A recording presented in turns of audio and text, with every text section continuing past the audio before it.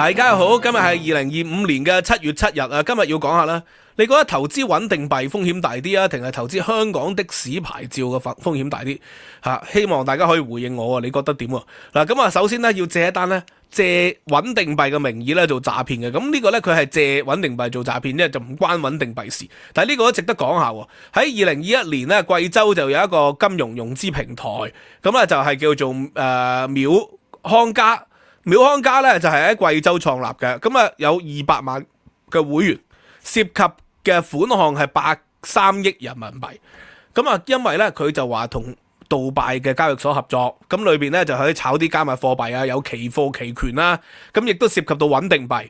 喺呢個情況底下咧，佢就已經捲咗130億人民幣嘅款走咗啦。咁啊，捲款還捲款啦，大陸經常都發生呢啲嘢噶。但係佢捲款嘅時候咧，佢仲發咗一個群組啊，就係話咧，同志們好啊，大家好啊，我係黃先生，我已經喺國外啦。每個人嘅智商同佢嘅財富都係相匹配嘅，因為你哋嘅智商咧同埋財富係不匹配，所以我要幫你們匹配一下啦。我只係拿走咗不屬於你們智商嘅財富，希望你們能感謝我、感恩我啦。你們能銘記這次我賜給你們嘅教訓。佢已經捲款走咗。嗱，我唔知佢咁囂張啦，佢捲款捲咗去邊度啦？佢係有名有姓有樣嘅。如果去啲歐美發達國家咧，佢俾人拉緊啊！即使冇引渡協議咧，因為你帶咗130億走。人哋係會告你洗黑錢嘅。之前喺英國咪係咯，之前喺英國啊就有一個賣外賣店嘅女員工，竟然喺屋企裏邊咧有幾億英鎊嘅比特幣，咁啊呢個係收入咧，即係同埋佢嗰個合法地申報咧係不相稱嘅。你有幾億英鎊喺度啊？咁你係咪合法途徑帶入嚟英國咧？你帶錢入嚟英國要申報嘅。咁啊，結果就冇申報啦，咁一定係俾人告你洗黑錢嘅，分鐘係連錢都充公埋添。咁咧，因為嗰個女人咧就做詐騙員嘅，佢呢啲錢喺中國度詐騙啦，緬甸柬埔寨做基地啦，咁但係英國政府一樣會充公你。所以呢個黃先生咧，如果移民去發達地區咧，佢俾人告洗黑錢機會大喎，但係如果移民去啲落後地區咧，一帶一路嗰啲咧，俾人夾走咗嘅機會又大喎。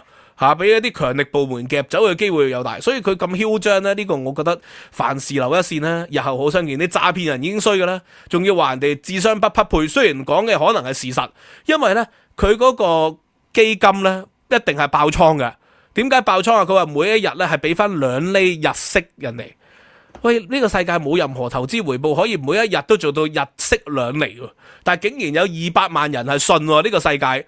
咁的而且確係智商同埋嗰個財富係不匹配喎。佢講嘅係事實，但係你咁樣同啲受害人講咧，呢個係非常之無恥。咁但係 anyway 今日唔係講呢個新聞，今日係借呢個題目去講到穩定幣，因為香港政府就係咧話要立法啦，喺8月咧就正式生效嘅呢個穩定幣條例草案。呢個5月21日咧已經係通過咗啦，香港金管局咁嚟緊8月咧就應該係會正式生效嘅。咁咩叫穩定幣咧？首先咧，我哋要明白到呢個世界而家咧大部分嘅國際貿易咧都係用美元去交易嘅。如果歐洲可能就用英鎊或者係用呢個歐元交易，反正咧美元、歐元、英鎊同日元咧係世界4大流通貨幣，係國際交易嘅4大貨幣。咁人民幣可能排到第5、第6啦。咁咧，但係問題嚟咯，大部分咧其實咧都係用美元去交易。咁而家美國咧就近年咧經常咧就利用美元作為一個制裁手段。香港好多官員就俾人制裁咗啦，中國官員都俾人制裁咗啦。喺俄羅斯侵略烏克蘭嘅時期，咪制裁佢唔俾佢用 SWIFT 咯。咁喺呢個金融風險上面，喂，被制裁嘅國家覺得有機會俾人哋捏住個喉嚨，所以佢就諗咗個方法出嚟。而家有加密貨幣啊嘛，咁點解要受制於人呢？既然有加密貨幣，點解要經過銀行嘅 SWIFT 去匯款俾人哋呢？點解要經過一啲咩即係美國嘅平台去交易呢？直接可以用區塊鏈做交易嘅喎。呢個區塊鏈技術呢10幾年已經好成熟嘅咯，比特幣已經係非常之活躍嘅咯，喺世界主要嘅投資貨幣嚟嘅咯。咁但係問題，比特幣人哋覺得唔穩定啊嘛。如果國家與國家之間，譬如話中國同委內瑞拉走去買石油，佢用比特幣，對方未必會收，或者收嘅時候亦都會考慮風險，收完之後又要如何兌換，又要考慮風險咁所以呢。佢就諗咗個方法，就推出一啲貨幣叫做穩定幣。穩定幣咧一樣係加密貨幣，一樣係區塊鏈嘅貨幣，但係咧佢就有錨嘅。比特幣咧佢哋係冇錨嘅，比特幣係一種信用貨幣。信用貨幣嘅意思係佢嘅價值咧係完全係根據市場嘅需求嘅啫。咁但係咧穩定幣就唔同，穩定幣咧佢就諗咁我哋發行啲新嘅穩定幣出嚟，你唔俾我用美元噶嘛，我一樣可以同美元掛鈎。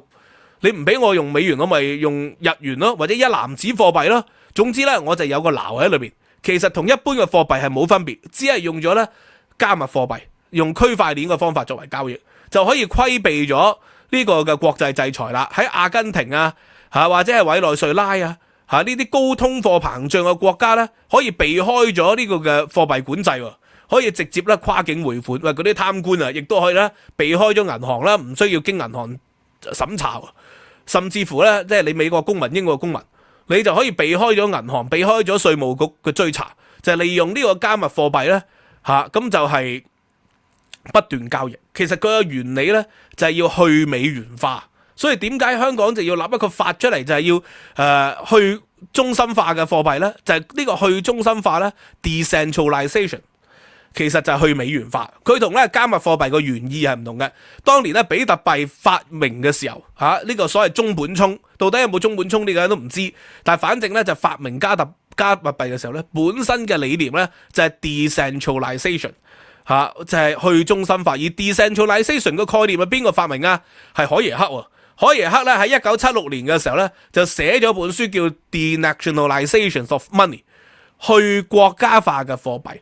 呢個去國家化嘅貨幣咧，後來咧就喺中本聰發明呢個嘅比特幣嘅時候咧就用咗，因為喺海耶克嘅心目中咧，佢認為國家係偷去我哋財富嘅一個小偷嚟嘅。喺古代咧，嗰啲國家咧收完稅之後咧，即係中國啊有所謂火耗歸公啊。火耗歸公係咩意思啊？就係佢收咗稅，然後咧就係由呢個譬如話廣東運上去北京，咁佢話啲銀啊撞嚟撞去咧會撞散咗喎，會蝕咗喎。咁所以咧其實就係唔係蝕咗，蝕一定有，但唔係蝕好多啦。實際上俾中間啲貪官咧就貪污咗，所以咧有啲火耗啊即係有啲磨損咗。咁其實自古以嚟就係咁嘅，嗰啲官咧收稅官咧就會咧想辦法咧揾啲刀片啊削走啲銅幣銀幣就係國家偷去嚟嘅財富。喺現代社會係點啊？去到現代社會咧，就係量化寬鬆咯，就係透過印銀紙，佢不斷印銀紙，美債37萬億，中國人民幣嘅債務連埋地方債、城投債過百萬億。喂，喺咁嘅情況底下咧，佢啊偷緊你嘅錢喎。其實，因為佢每年都印緊新銀紙，就等於你每年嘅錢啊貶值。所以海耶克嘅話咧，要去中心化、去國家化，就要由人民自己嘅發行貨幣去對抗政府不斷咁濫發鈔。咁所以比特幣咧就話唔係，我哋有一條公式嘅喎，呢條公式咧就唔會咧無端端因為佢嘅需求，好似政府咁，我又打仗啊，又要印錢還債啊，又要印錢不斷咁發債，不斷咁還債。咁比特幣就話我哋一條公式，跟住呢條公式就唔會無端端咧去加大嗰個發行貨幣量嘅。所以呢個咧就叫信用貨幣啦。咁而家咧香港要搞穩定幣，香港搞穩定幣嘅目的其實就係咩？其實就係要對抗美元嘅霸權啊嘛。咁就係要希望咧利用穩定幣嘅方法，有一日美帝嚟制裁我哋都唔驚你啊。所以咧中央出咗大量嘅文件，喺舊年開始有大量嘅研究，就係講呢個嘅穩定幣。咁穩定幣就係用錨嘅，因為佢都驚委內瑞拉唔收唔收啊！如果你發行啲信用貨幣，話咩數字人民幣，佢唔收啊。佢就發行一個咧可以同美元掛鈎，去同歐元掛鈎，同英鎊掛鈎，同日元掛鈎嘅貨幣，叫穩定幣。所以叫穩定啊嘛，就係因為咧去中心化嘅貨幣往往就唔穩定喎，比特幣或者其他嗰啲以太幣可以大起大漲喎，所以佢哋要發行一啲係有錨嘅貨幣。咁但係有錨嘅貨幣咧，即係香港去做有冇得搞咧？你值唔值得投資咧？佢有錨嘅貨幣就冇投資嘅用途噶咯。因為咧，你不如直接投資佢就錨啦即係你話如果佢同美元掛鈎，點解你唔直接揸美元，揸埋美元嘅債券，咁咪仲有利息啊？如果佢話同歐元掛鈎，你咪揸英國啊或者歐洲嗰啲債券咯你冇理由咧投資一個佢有錨嘅一個穩定幣，所以咧佢係冇投資價值嘅。但係冇投資價值，點解佢都要借香港做啊？就係因為利用香港係冇外匯管制，借香港嚟同委內瑞拉、同伊朗、同敍利亞同呢個嘅塔利班、俄羅斯呢啲國家做交易，所以嚟緊香港嘅國際金融中心係轉型啦。以前咧就揾美國嗰啲 Big Four 啊、歐洲嗰啲大行啊、英國嗰啲巨企啊嚟香港投資，而家就唔係啦，而家咧就係借香港作為一個平台，將啲錢咧就轉出轉入轉去呢啲被制裁嘅國家。正常嘅國家，譬如話中國同埋新加坡唔需要利用呢個嘅穩定幣做交易噶，係同委內瑞拉同朝鮮呢啲國家先用穩定幣做交易啫嘛。所以香港咧就會由國際金融中心變成呢啲叫做塔利班呢個嘅伊朗真主黨同呢啲人咧作為一個交易嘅中介中心。呢個令到香港係騰籠換鳥係香港咧係新時代嘅新出路嚟。咁但係咧個好處就係香港會有重要性，但係個唔好處就係唔需要香港人做呢啲嘢。其實係因為銀行係唔需要銀行做，係去銀行化。銀行去做交易都收手續費㗎，銀行先有錢賺噶嘛。如果銀行唔收手續費，銀行邊有錢賺啫？佢係收你手續費噶咁一來收你手續費，二來咧就可能借你嗰3幾日嘅日差，開嚟做放數嘅，可以做利息嘅，係有好多嘅利潤噶嘛。銀行喺做匯款裏邊，而家佢唔使經銀行。其實就係利用呢個香港嘅平台，將香港嘅銀行嗰個地位咧再進一步下降。所以個唔好處就係，如果你係做傳統金融業、做銀行業嘅咧，你哋嘅地位係會再被削弱。個好處就係香港仲有利用價值、剩餘價值。個唔好處就係香港人或者香港嘅銀行、香港嘅產業係冇利用價值，因為佢完全係可以揾大陸人咧喺香港度操盤做呢個嘅穩定幣嘅來往嘅。佢唔需要人多嘅。喺大陸派10個8個人嚟就可以處理晒呢啲同委內瑞拉、同真主黨同呢個嘅伊朗佢哋嘅交易噶咯。咁所以佢就冇投資價值嘅穩定幣喺而家呢一刻因為佢既然係穩定就唔需要投資價值。咁所以咧，我覺得既然冇投資價值咧，投資價值係接近零。咁的士牌係點咧？的士牌投資價值咧可能係低於0喎。點解咁講呢？你睇下啦，呢個過去30日而家係7月份啊嘛，即係2025年嘅6月，過去嗰30日，5月至到6月，的士牌嘅價格呢由224萬，市區的士跌到198萬，新界的士由149萬跌到117萬，咁即係同我呢喺2019年、20年嘅時候預測，我就話的士牌照嘅價格將會歸零咧，其實好接近。而家咧200萬有找咁但係邊個接咧就邊個輸喎。呢個唔係我講喂 DeepSeek 都有講喎。原來有人咧就喺 Yahoo 財經裏邊咧就問 DeepSeek 話香港嘅的士牌照最終係得翻10萬。點解咧？呢個世界即係唔需要的士牌喎。其實係而家香港咧。新聞咧就話啦，中央就要拍板啦，話要站在人民的一邊，要開放網約車。而家香港政府咧就似乎因為民怨沸騰，同埋大陸人咧都會睇唔起香港，點解冇網約車噶？滴滴出行喺大陸10幾年啦，我10幾年前已經開始成日搭啦，幾乎每日都搭。咁點解香港係冇合法嘅網約車呢？ Uber 10幾年前喺全球開始流行。點解會冇呢？而家政府咧就話，我哋都係搞下啲網約車啦。但係咧嗰啲特區政府嘅立法會議員同埋官員咧就話，要同的士標準看齊嘅，數量一定要做限制。呢個完全係違反網約車嘅初衷原意。網約車嘅初衷原意 ，Uber 出嚟嘅原意係點咧？雖然咧後來啲人職業化咗，但係佢嘅原意就係咧利用每架車嘅剩餘價值，即係譬如話我翻工放工係揸1程嘅啫。呢個係好戇居，我放工嘅時候呢，可以兜多個零鐘頭咁然後可以送翻啲應該順路嘅人呢係翻到屋企。呢個本身就係網約車嘅設計原意。設計原意呢，就係令到每一個業餘嘅司機都可以送人哋翻屋企，而咧係冇安全隱患。的士都仲有安全隱患啦，佢冇乜安全隱患嘅，因為你係實名登記噶嘛，你架車行走嘅期間佢有晒路線噶嘛你上車嘅時候認到你個樣噶嘛。咁所以咧呢個就本身係網約車嗰個原意。咁但係事實上過去呢10幾年咧，好多職業化嘅網約車呢個係違背咗初衷嘅。咁但係佢而家就話要規管網約車嘅數量。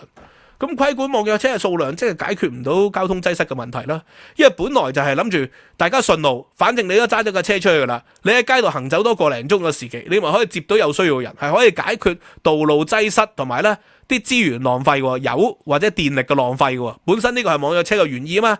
而家佢哋嘅思維仲係喺幾十年前，認為係將白牌車合法化。呢個係香港政府可想而知佢哋嗰個執政能力嗰種低下。同社會嘅脫節啊，因為嗰啲 A.O. 呢，就一大學畢業之後就出嚟做 A.O. 嘅，佢哋根本未喺社會做過實事嘅。嗰啲政府高官都唔知喺邊度嚟嘅，而家係嚇過去嗰啲一係就富三代、富二代啊，嚇一係嗰啲就係即係政務官出身啊，咁啊基本上都唔認識，一係就係黨員，即係從小培養啦。對社會實事係唔認知嘅，連去廁紙係便利店買廁紙都唔識買嘅，八達通都唔識用嘅嗰啲高官，咁所以咧的士嘅牌咧，而家佢要開放網約車，雖然都係局部開放，佢都進一步會打擊的士牌，可能打擊的士牌跌到得翻100萬以下啦。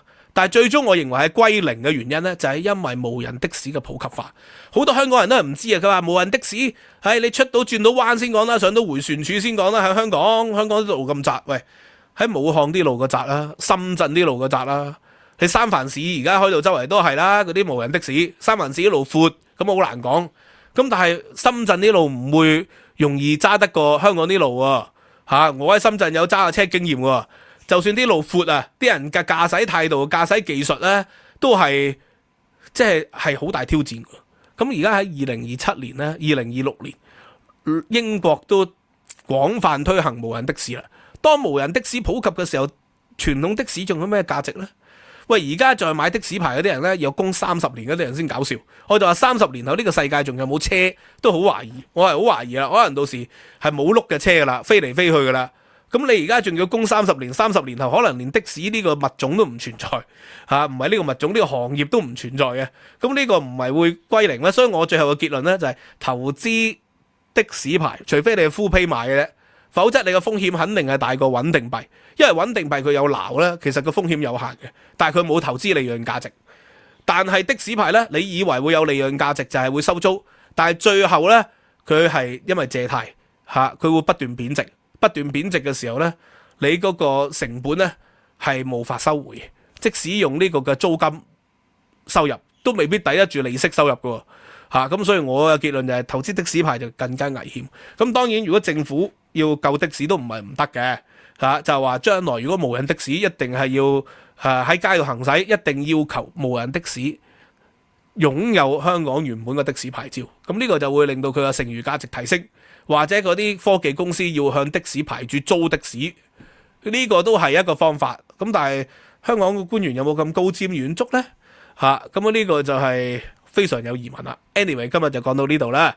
咁希望大家理解咗3個概念：穩定幣、去中心化、海耶克理論同埋的士牌照嘅前景啊！希望大家可以再 Patreon、再 YouTube 嘅會員，知識有價。裏邊咧有大量嘅獨家內容啦，同埋咧有優先睇嘅，亦都有聲音檔喺 Patreon 咁多謝大家，拜拜。